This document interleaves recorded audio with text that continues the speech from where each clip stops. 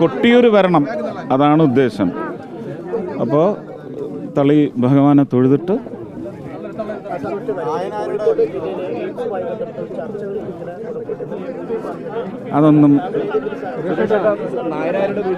അതിനൊന്നും ഞാൻ ഇങ്ങനെയുള്ള ചാനൽ ചർച്ചയ്ക്ക് വിധേയനുമല്ല, ഞാൻ അതിൻ്റെ മെറ്റീരിയലും അല്ല.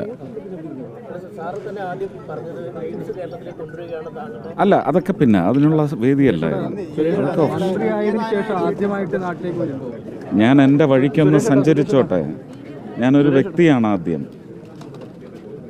എനിക്ക് ഒരുപാട് ബന്ധങ്ങളുണ്ട്, ക്ഷേത്രങ്ങളുമായിട്ടുള്ള ബന്ധങ്ങളുണ്ട്, വ്യക്തികളുമായിട്ടുള്ള ബന്ധമുണ്ട്. എല്ലാം ഞാൻ കണക്കിലെടുത്താണ് പോകുന്നത്. എല്ലാ വിഭാഗം ആൾക്കാരുമാണ് എന്നെ പിന്തുണച്ചത്. എനിക്കതൊന്നും മുറിച്ച് കളയാനൊക്കത്തില്ല. ഞാൻ പണ്ടേ അങ്ങനല്ലേ, ഇലക്ഷൻ വേദികളിലും അങ്ങനെയല്ലായിരുന്നു. അതങ്ങനെ തന്നെ ആയിരിക്കും. എന്ത് മോശപ്പെട്ട ചോദ്യമാണത്. നിങ്ങൾക്ക് വല്ല ഉദ്ദേശമുണ്ടോ?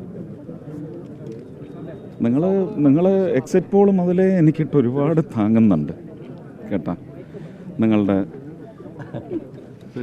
ഞാൻ ഒന്നും പറയുന്നില്ല. കാരണം ഇനി അതിനൊന്നുമുള്ള സമയമല്ല.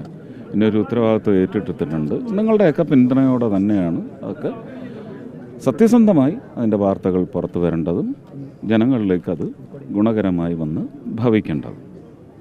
കേരളത്തിൽ നിന്നുള്ള ആദ്യ ബിജെപിയുടെ പ്രതിനിധിയായി കേന്ദ്രമന്ത്രിയാവും. അല്ല, അതെല്ലാം കഴിഞ്ഞു. അതൊന്നും ഒരു ആടയാഭരണമല്ല. ഒരു ഉത്തരവാദിത്വം മറ്റേതൊരു തിരഞ്ഞെടുക്കപ്പെടുന്ന ദേശീയ ഭരണത്തിൻ്റെ ഭാഗമാവുന്ന ഒരു പ്രതിനിധിയുടെയും ഒരു അലങ്കാരം മാത്രമേ എനിക്കുള്ളൂ. ഇനി അത്രയും എല്ലാം പറഞ്ഞു കഴിഞ്ഞു. തൃശ്ശൂരിലെ ജനങ്ങളെ, മലയാളികളെ, അവർക്ക് വേണ്ടി പ്രാർത്ഥിച്ച് ഭാരതത്തിലെ ജനങ്ങളെ എല്ലാവരെയും വാരിപ്പുണർന്നുകൊണ്ട് തന്നെയാണ് ഞാൻ തുടങ്ങിയിരിക്കുന്നത്. അല്ല, ഞാൻ പറയുന്നത് ഇത് അതിനുള്ള വേദിയല്ലെന്ന്. അതെ, അതിനുള്ള വേദിയല്ലത്. അതൊക്കെ ഞാൻ എൻ്റെ ഒരു ചെയറിലിരുന്നു കൊണ്ട് പറഞ്ഞു കഴിഞ്ഞു. അത്ര തന്നെ.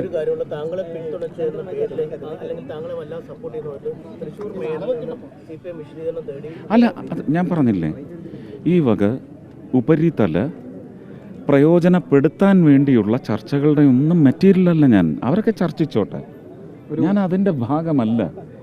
എന്നെ ദൈവമായിട്ട് ജനങ്ങൾക്ക് മനസ്സിൽ തോന്നിപ്പിച്ച് ജനങ്ങൾ എന്നെ തിരഞ്ഞെടുത്തു. ആ ജനങ്ങളെ എന്നിലേക്ക് കൊണ്ടുവരുന്നതിന്, എൻ്റെ രാഷ്ട്രീയ വളർച്ചയ്ക്ക് വേണ്ടി, എൻ്റെ ഭരണപരമായ ഒരു എന്നെ ഒന്ന് സ്ഥാപിക്കുന്നതിന് വേണ്ടി, ആ ജനങ്ങൾ എൻ്റെ അടുത്തേക്ക് കൊണ്ടുവരുന്നതിന് വേണ്ടി, ക്രോഡീകരിക്കാൻ വേണ്ടി ശ്രമിച്ച ജനസ്നേഹം ക്രോഡീകരിക്കാൻ വേണ്ടി, അത് വോട്ടിൻ്റെ രൂപത്തിലാണെങ്കിൽ അങ്ങനെ, അതിനുവേണ്ടി 1.5 വർഷം പണിയെടുത്ത തൃശ്ശൂരിലെ കാര്യകർത്താക്കളുണ്ട്.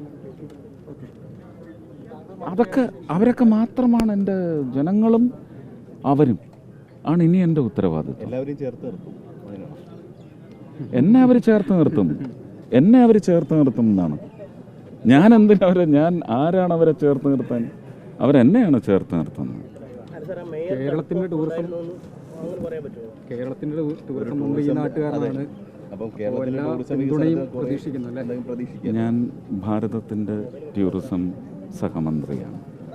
അപ്പോൾ ഉത്തരവാദിത്വം എത്ര വലുതാണെന്നറിയണം.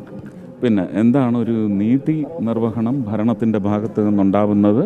ഇപ്പോൾ ടൂറിസത്തിൻ്റെ പേരിലായാൽ ഇന്ത്യയിൽ തന്നെ ഏതൊക്കെയാണ് പ്രൈം സ്പോട്ട്സ്, അത് തന്നെയാണ് എൻ്റെ ഉന്നം. അവിടെ കേരളത്തിൻ്റെ സ്ഥാനം എന്താണെന്ന് എൻ്റെ പ്രധാനമന്ത്രി കേരളത്തെക്കുറിച്ച് മാത്രമേ പറഞ്ഞുള്ളൂ, അല്ലേ?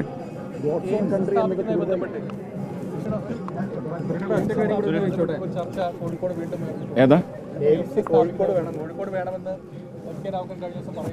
അവർക്കെല്ലാം അവകാശമുണ്ട് അങ്ങനെ പറയാൻ. എനിക്കും അതുപോലെ ഒരു ചെറിയ അവകാശമുണ്ട്. അല്ല, അതാ പറഞ്ഞത്, എനിക്കും എൻ്റേതായ അവകാശമുണ്ട്. എൻ്റെ അവകാശം ഞാൻ എൻ്റെ അഭിപ്രായമായിട്ട് പറഞ്ഞിട്ടുണ്ട്. അത് 2016 പറഞ്ഞതാണ്. അതിപ്പോഴും നിലവിലുണ്ട്. അല്ല, അതൊക്കെ